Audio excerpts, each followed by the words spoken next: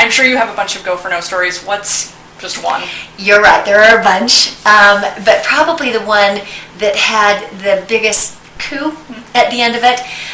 When I first started, I was a single mom with children that were 5, 4, and 2 years of age.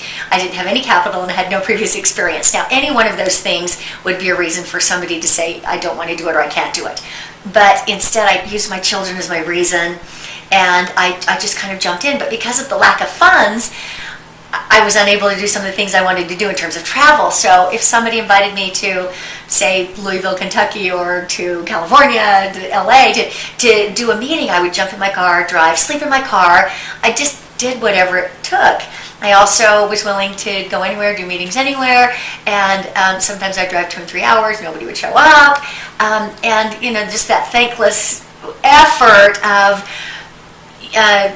inviting many people and a handful showing up, and that really recurring rejection, that feeling.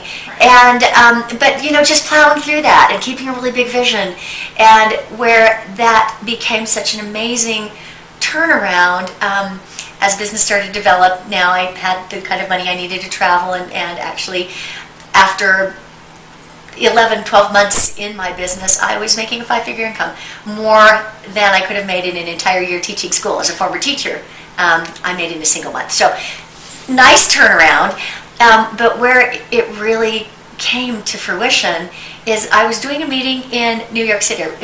I was invited to do a meeting in New York City, and I now could afford to fly. I could stay at hotels, and I arrived late at this meeting because my cab driver could not find it. As I came in, I could feel the irritation. I could see there was no retrieving this crowd.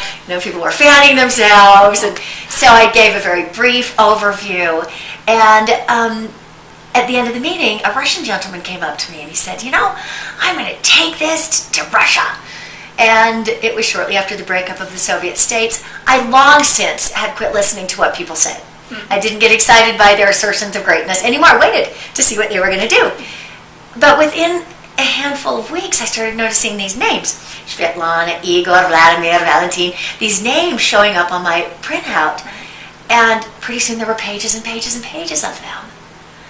And then pages and pages and pages. At one point, I ordered a full downline printout before the ruble fell, back 14 years ago or whatever. And the printout on single-spaced, that accordion paper, green and white paper, 50 on each side. It stood, almost a foot high, 8, 10, 12 inches high, 500,000. And it was my lesson that there is a sowing season and there is a reaping season. They're not in the same season. And you've got to be willing to plant without looking at the results or counting today's revenue, because someday, you'll do meetings and meet with people, or no one comes, and then one day you do one meeting, and you get a nation.